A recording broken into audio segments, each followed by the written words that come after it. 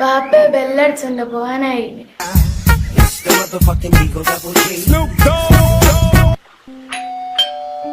ആരാത് നേരം വിളിക്കുമ്പോ തന്നെ വീരാനോ ഇങ്ങോട്ട് കേറി പോര്.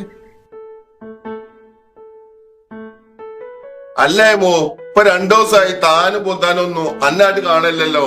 അല്ല വീരാനെ, അതൊക്കെ അവിടെ നിർത്തിന്നാണല്ലോ ഞാൻ കേക്കണേ. എന്ത് നിർത്തിന്ന്? ആടെ വെടിവെപ്പും തല്ലുമുടിയൊക്കെ ആണല്ലോ നടത്തണെന്ന് ഞാൻ കേക്കണേ. ആരാ അതൊക്കെ എന്നോട് പറഞ്ഞു കേറ്റിയേ?